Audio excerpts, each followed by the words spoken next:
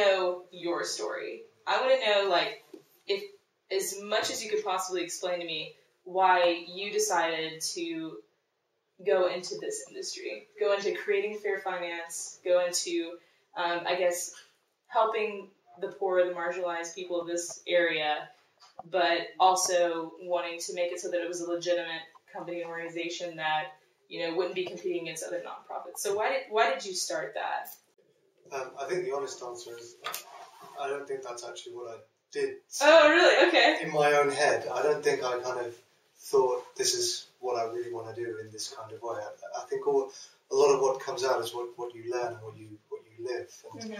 And I'm a second generation migrant into this country. My family's from Bangladesh, and we've really grown up in England, seeing what it's like to be less well off, what it's like to be poor, kind of really experienced it from our own side, but also had lots of opportunity to, you know, meet family, go back to Bangladesh on occasions, and kind of get a sense of what really is going on around the world. And I think when you're brought up with a foot in two parts of the world, you can't help but see that the world is just unfair.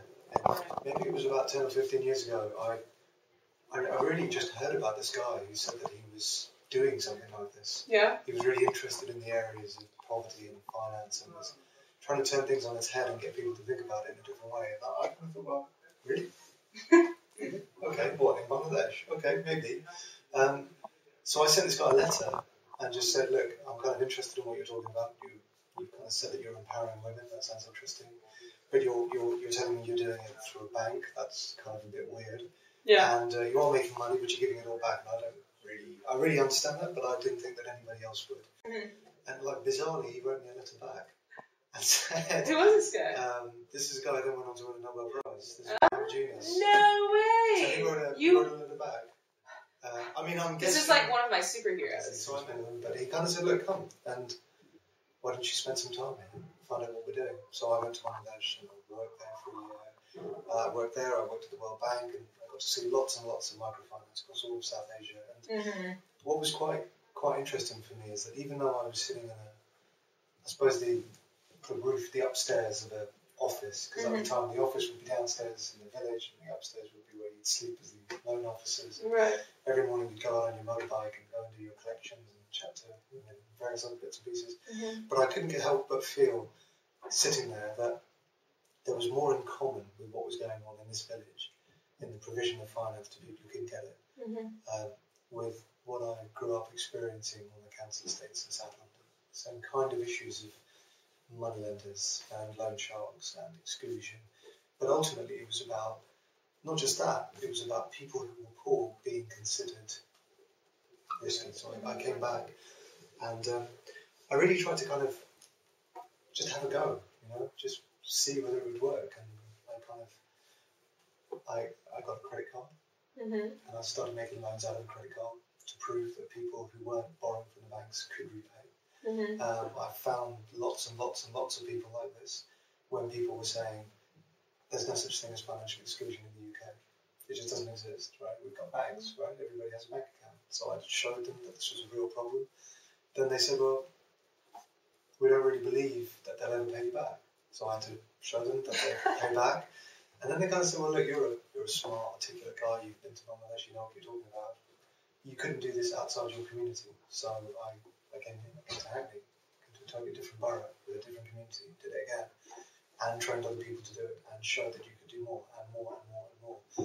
And while I was doing it, all that I was discovering was that the one reason why they couldn't get their heads around it was because I had kind of thrown technology away. And I tried to find a way of reconnecting what you could call, I suppose, the human touch or humanity back into financial services. And as I understood that, the more I understood that credit is only one part of an equation. There's much, much more.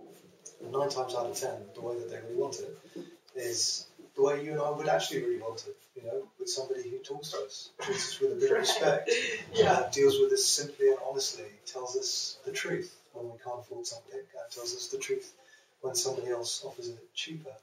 That sense of almost humanity in financial services is really what I try to create. And the whole journey for me to create Fair Finance has been that discovery that the one simple thing that I'm trying to do is re-engage humans back into financial services. So what is the default rate here? So we run, so 100% of the people who come into our offices have been told that they aren't able to repay a loan. So 100% of them. Really? Okay. Every single person walks Every single person who walks into here comes to here because we are the only source of finance they can go to because the banks have turned them away. So 100% of them are supposedly non-credit worthy. And they might be borrowing from a guy who comes to your house and offers you cash, or from a payday lending company, or from another quite marginal fringe type lender with an APR around 1,000% plus. So that's our kind of client base. 100% of them are rejected by the banks, 100% of them are using non-mainstream financial sources. Wow. And of those 100%, 7 out of every 100 don't pay us back. Wow, 93%. So 93% of them pay back. 7% default. 7% default. They know exactly how much is in their bank account. You sit down with somebody here and we just say, look, how much money have you got? They will tell us to the pound. Because when you don't have very much, you're very clear about what it is that you're spending. They might come to us for a loan, but really they need advice and support. And our advice and support is, it's less around building their capability than it is about giving them counselling. Because actually what we're doing is we're helping them adjust to a new economic reality. It's about advice, it's about support, but it's around a whole range of different services that you can provide. And if you suddenly look at how financial services are being provided, they're all being provided from the industry's way of offering the product. Right. Whereas nobody's really kind of stepped into the shoes of people who are outside the system and said, well, what is it that you really want? How is it that you really want it? We're the people who basically are helping them talk down their expenditure thoughts, their patterns. And if you could say one thing, you could say that we're trying to help them build their own financial well-being. You're challenging financial or retail financial systems in the UK. I don't think we're challenging them. I think we're revolutionising them. It already works for the very rich. And all that I'm doing is trying to remind everybody in the middle that maybe we should be asking a lot more from our financial companies rather than just cheap products.